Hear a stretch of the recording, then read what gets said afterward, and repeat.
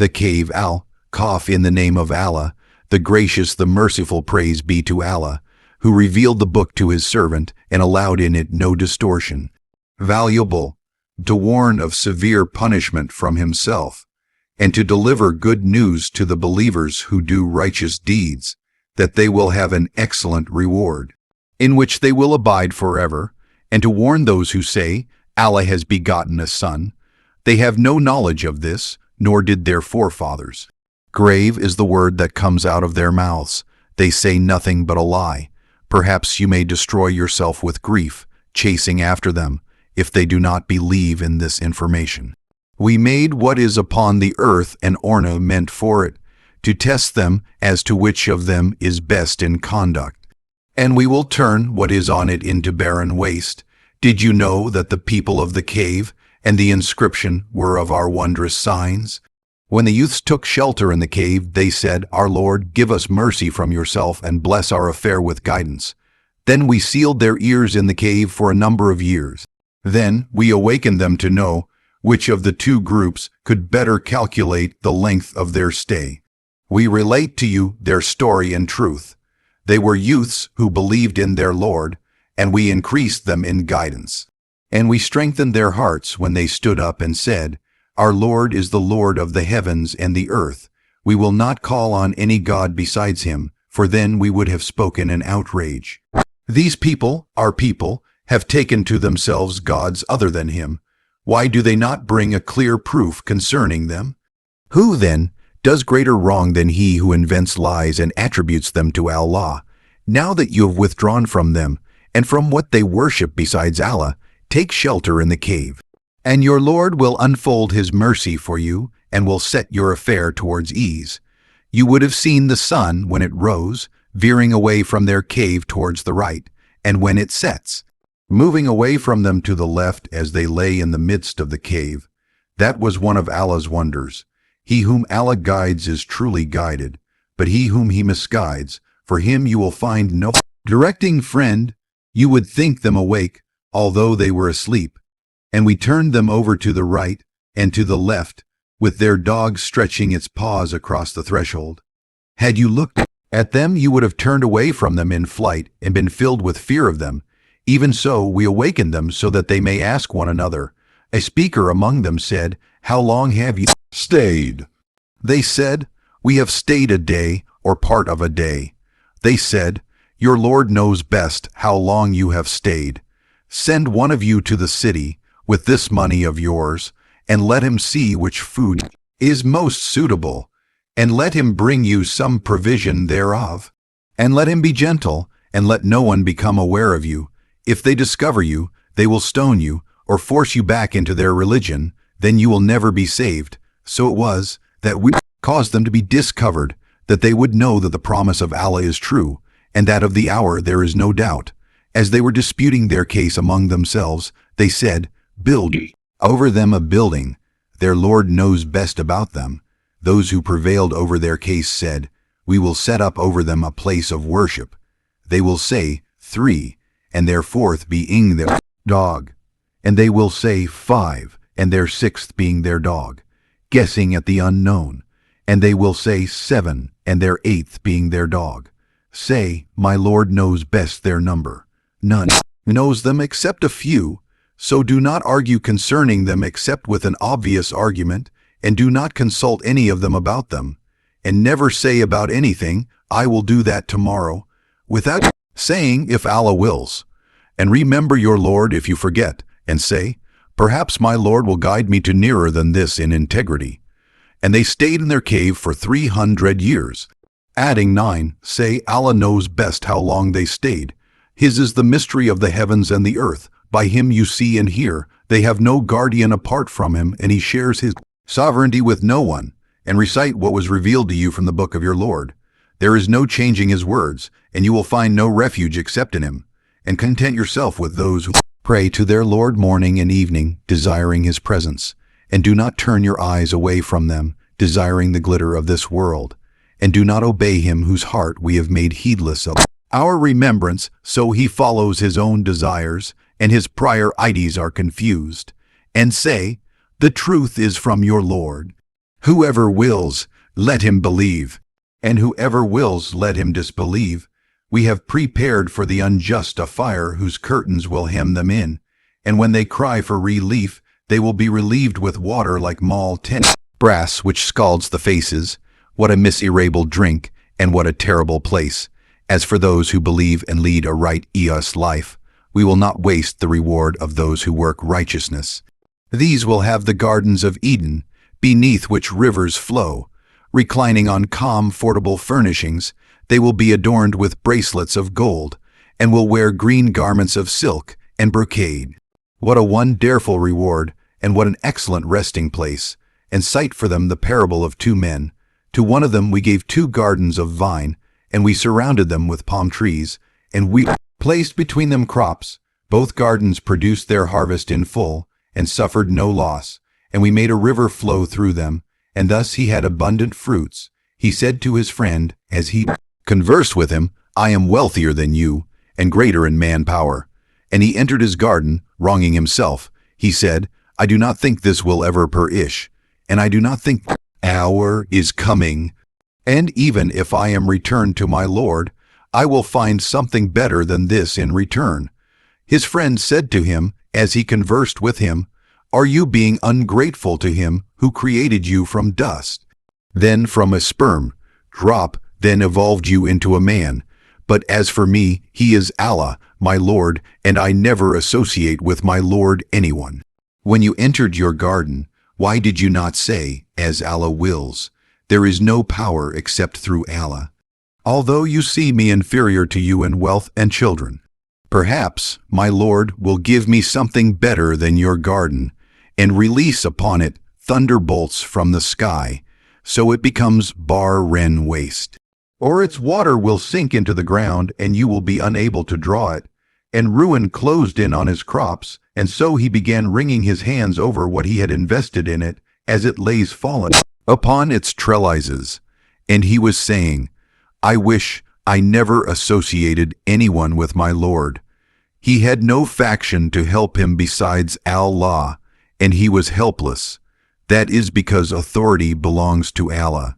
The true, he is best in rewarding and best in requiting, and cite for them the parable of the pre-sent life. It is like water that we send down from the sky. The plants of the earth absorb it, but then it becomes debris scattered by the wind. Allah has absolute power over everything. Wealth and children are the adornments of the present life, but the things that last, the virtuous deeds, are better with your Lord for reward and better for hope. On the day when we set the mountains in motion, and you see the earth emerging, and we gather them together, and leave none of them behind, they will be presented before your Lord in a row. You have come to us, as we created you the first time, although you claimed we would not set a meeting for you. And the book will be placed, and you will see the sinners fearful of its contents. And they will say, Woe to us! What is with this book that leaves nothing, small or big, but it has enumerated it? They will find everything they had done present. Your Lord does not wrong anyone. We said to the angels, Bow down to Adam. So they bowed down except for Satan. He was of the jinn, and he defied the command of his Lord. Will you take him and his offspring as lords instead of me, when they are an enemy to you? Evil is the exchange for the wrongdoers. I did not call them to witness the creation of the heavens and the earth, nor their own creation, and I do not take the misleaders for assistants. On the day when he will say, Call on my partners whom you have claimed. They will call on them, but they will not answer them, and we will place between them a barrier, and the sinners will see the fire and will realize that they will tumble into it. They will find no deliverance from it. We have elaborated in this Quran for the people every kind of example, but the human being is a most argumentative being. What prevented people from accepting faith when guidance has come to them and from seeking their Lord's forgiveness, unless they are waiting for the precedent of the ancients to befall them, or to have the punishment come upon them face to face? We send messengers only as deliverers of good news and warners. Those who disbelieve argue with false argument in order to defeat the truth thereby. They take my verses and the warnings for a joke. Who does greater wrong than he who, when reminded of his Lord's revelations, turns away from them and forgets what his hands have put forward. We have placed coverings over their hearts, lest they understand it, and heaviness in their ears. And if you call them to guidance, they will not be guided ever. Your Lord is the forgiver, possessor of mercy. Were he to call them to account for what they have earned, he would have hastened the punishment for them. But they have an appointment from which they will find no escape. And these towns, we destroyed them when they committed injustices, and we set for their destruction an appointed time. Recall when Moses said to his servant, I will not give up until I reach the junction of the two rivers, even if it takes me years. Then, when they reached the junction between them, they forgot about their fish. It found its way into the river, slipping away. When they went further, he said to his servant, Bring us our lunch. We were exposed in our travel to much fatigue. He said, Do you remember when we rested by the rock? I forgot about the fish. It was only the devil who made me forget it. And so it found its way to the river, Amazingly. He said, This is what we were seeking. And so they turned back, retracing their steps. Then they came upon a servant of ours, whom we had blessed with mercy from us, and had taught him knowledge from our own. Moses said to him, May I follow you, so that you may teach me some of the guidance you were taught? He said, You will not be able to endure with me, and how will you endure what you have no knowledge of?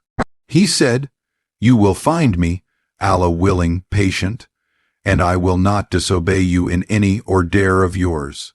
He said, If you follow me, do not ask me about anything, until I myself make mention of it to you. So they set out. Until when they had boarded the boat, he holed it. He said, Did you hole it to drown its passengers? You have done something awful. He said, Did I not tell you that you will not be able to endure with me? He said, Do not rebuke me for forgetting, and do not make my course difficult for me. Then they set out. Until when they encountered a boy, he killed him. He said, Did you kill a pure soul who killed no one? You have done something terrible. He said, Did I not tell you that you will not be able to endure with me? He said, If I ask you about anything after this, then do not keep company with me. You have received excuses from me.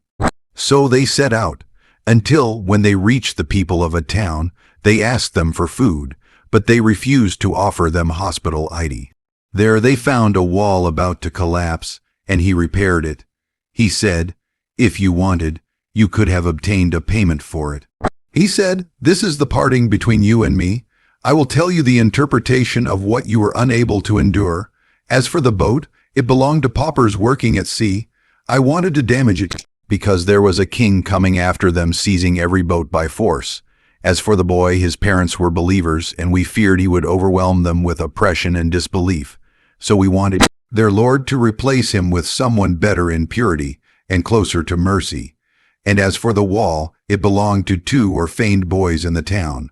Beneath it was a treasure that belonged to them.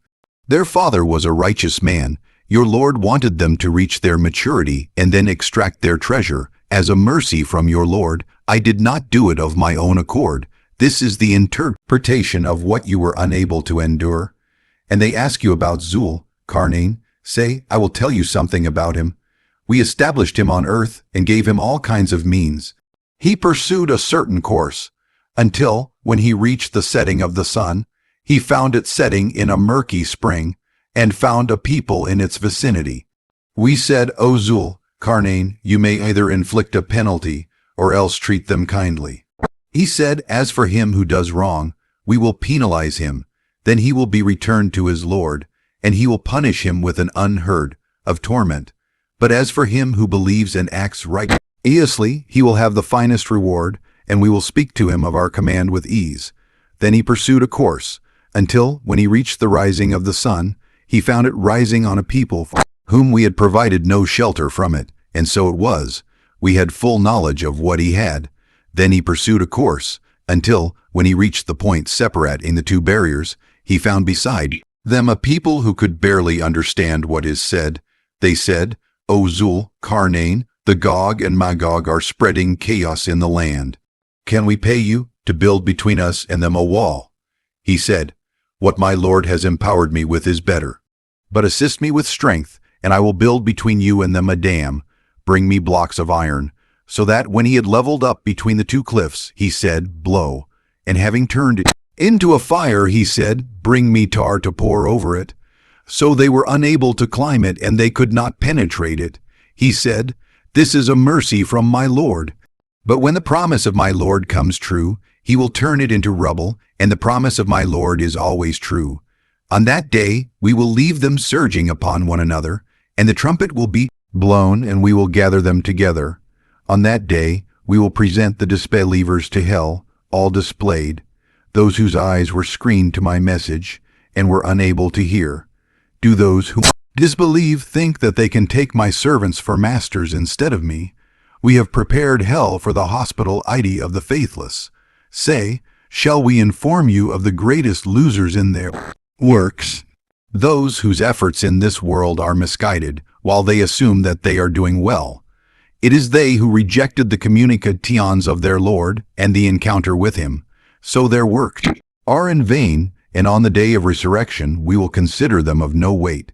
Had is their requital hell, on account of their disbelief and their taking my revelations and my messengers in mockery. As for those who believe and do righteous deeds, they will have the gardens of paradise for hospitality, abiding therein forever without desiring any change therefrom. Say, if the ocean were ink for the words of my Lord, the ocean would run out, before the words of my Lord run out. Even if we were to bring the like of it in addition to it. Say, I am only a human being like you, being inspired that your God is one God. Whoever hopes to meet his Lord, let him work righteousness, and never associate anyone with the service of his Lord.